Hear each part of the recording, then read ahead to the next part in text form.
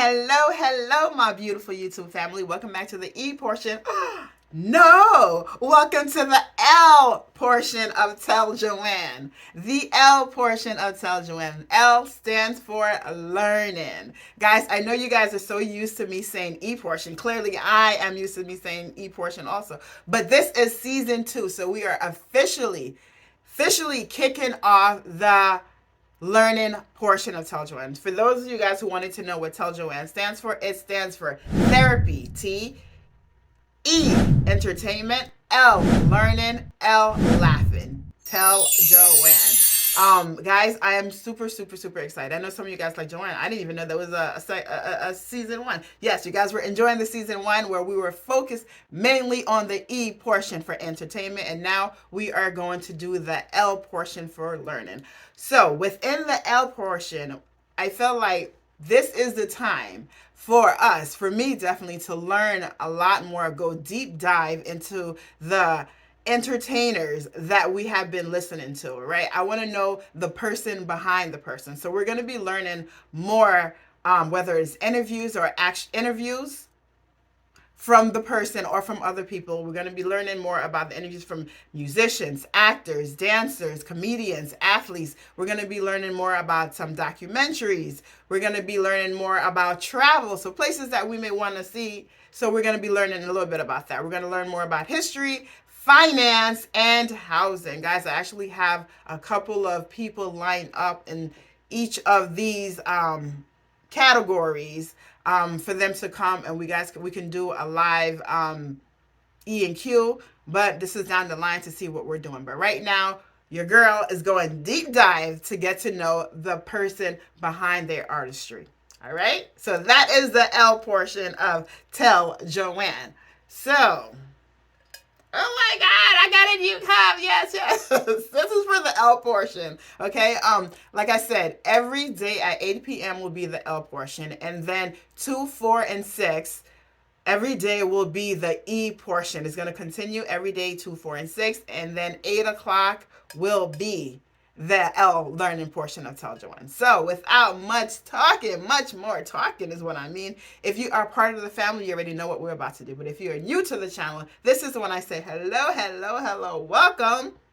Now, put me on pause to get yourself a beverage of choice. Hit that subscribe button so you can become part of the family. And on a count of 3, we're going to do a cheer. Ready? 1, 2, 3.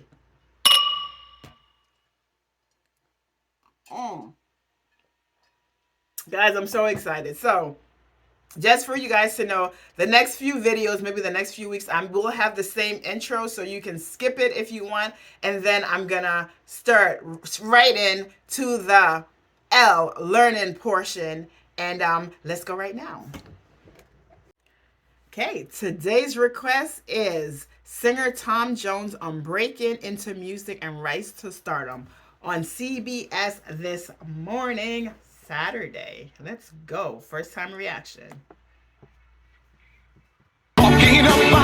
Tom Jones, make that Sir Tom Jones, has sold more than 100 million records over his remarkable 6-decade career. In his new memoir, Over the Top and Back, Jones recounts how he rose from his roots in the coal fields of Wales to become an international singing star and honorary Knight of the Realm. Sir Tom, who's now 75, shared some of those stories with me recently at Avatar Studios here in New York. You really kind of wanted to be a white Wilson Pickett. Yeah, and I met Otis Redding. Did he just say 75 years old? Okay, Tom Jones, aging like fine wine. Okay, let's go. All right. You really kind of wanted to be a white Wilson Pickett. Yeah, and I met Otis Redding, and he said to me, man, he said, we all try to do what you do, meaning the soul singers. Yeah. I said, well, I'm trying to do what you do. What you do. Tom Jones was 24 when he left Wales and moved to London to break into music. Within a year, he had a #1 hit. The first time you heard It's Not Unusual, you knew it was something for you. Yes. I said, I have to have this song. I've got to have it. The problem was that Jones' manager, Gordon Mills, who co-wrote the song, wanted to give it to another singer. But Jones was told he could record the demo. And Gordon said, oh, I can write 1 million of those. He never did. He never wrote another one like that. But when that other singer, Sandy Shaw, turned down the tune, Jones got his chance. Peter Sullivan.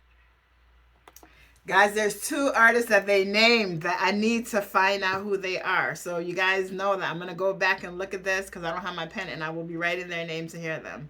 All right, let me just go back. Down the tune, Jones got his chance. Peter Sullivan, who was my recording manager, he said, we got to rough this up. You know what I mean? We got to you got to rip into it. Because the demo was like, ba-da-ba-da-ba-da, it's not unusual to be loved by anyone.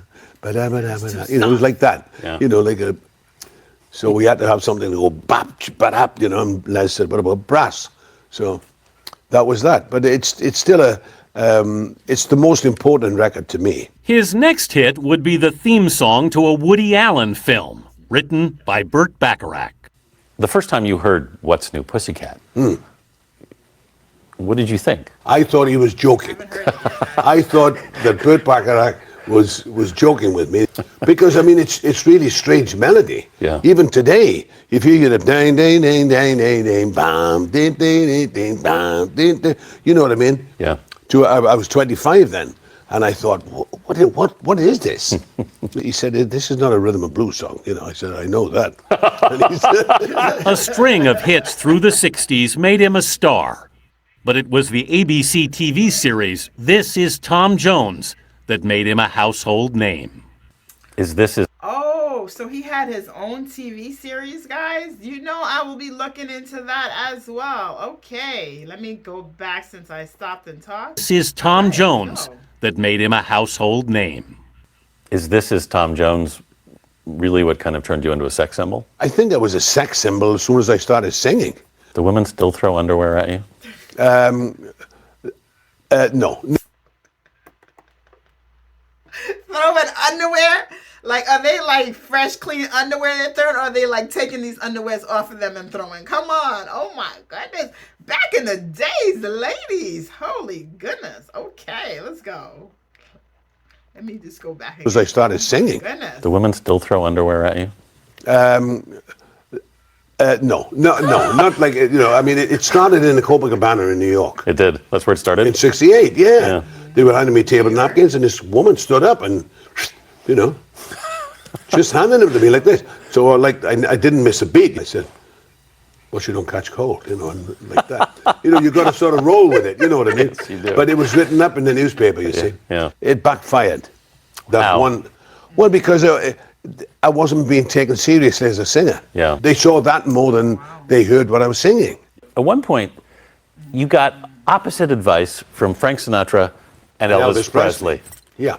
Elvis listened to Jones' records, but didn't like an album of standards he released. He said, Tom, we don't go there. He said, we leave that to Frank. It's like, we? Right? We. But he said we. Yeah. And I thought, wow, you know, Elvis is like, Putting me in the same... yeah, exactly. So that was a big compliment to me. And then, you know, I'd be talking to Frank Sinatra and at the Galleria bar, having a few, you know, Yeah. in Caesar's Palace. And he'd say, you know, you got a great jazz voice, Tom. You know, leave that pop stuff alone. You know, you got to come with me. Mm-hmm. And I said, Frank, I love it all. I do. That's obviously worked for you, but sometimes it's probably worked against you too, because people don't know where to put you. Exactly. That's the problem. I always used to think that my versatility would be an asset. Yeah. But sometimes, you know, people say, well, what is Tom Jones? Yeah. You know, I'm not in the Rock and Roll Hall of Fame. Right. You know what I mean? Do you want to be? I would like to be, yeah.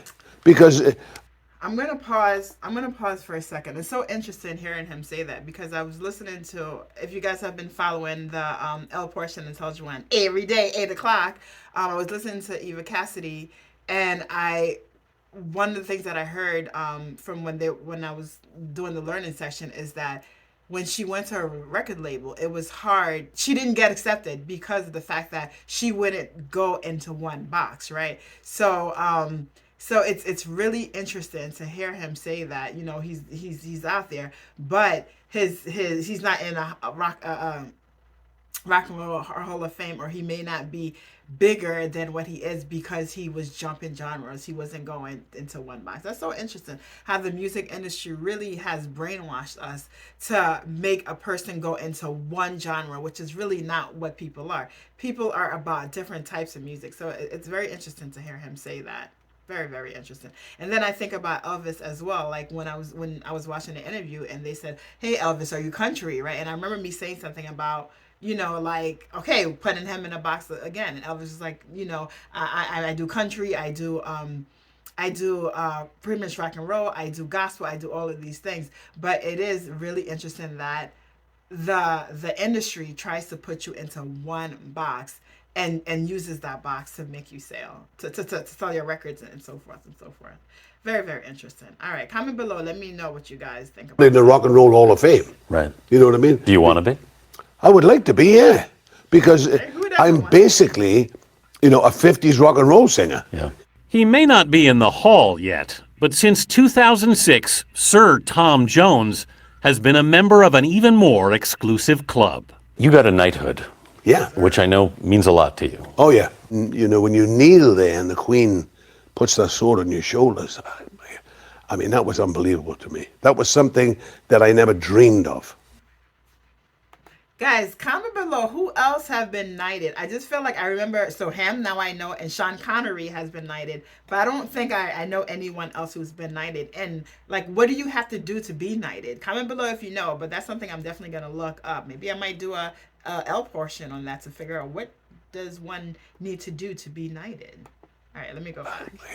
I mean, that was unbelievable to me. That was something that I never dreamed of in my wildest dreams, Right. that I would become a knight. Pretty cool. Yeah. It's pretty cool.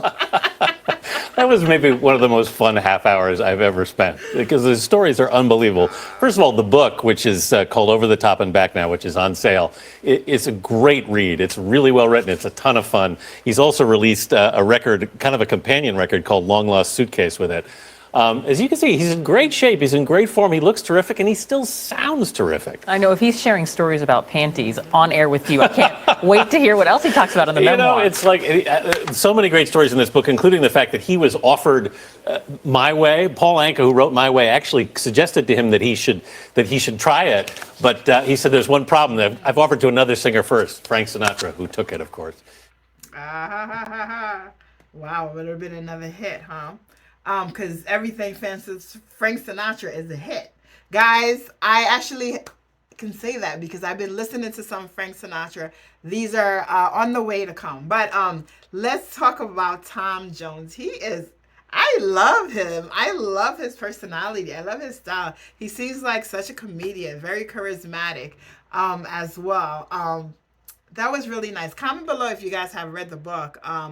But I am very, very interested to know more. So I am really, really enjoying this L portion of Tell Joanne. I hope you guys are enjoying it as well. Definitely look out for more interviews with Tom Jones and some of our favorite artists that I have listened to the music. Like I said, I've heard the music, I fell in love with the artists, and I fell in love with their music, but I want to know the man, the woman behind the music. I want to know the human being with the amazing voice that makes me feel the way that makes me feel, that gives me goosebumps and everything else. So on that note, thank you guys for watching. I'm going to see you guys tomorrow, 8 o'clock for the L portion of Tell Joanne, and of course the E portion in the daytime.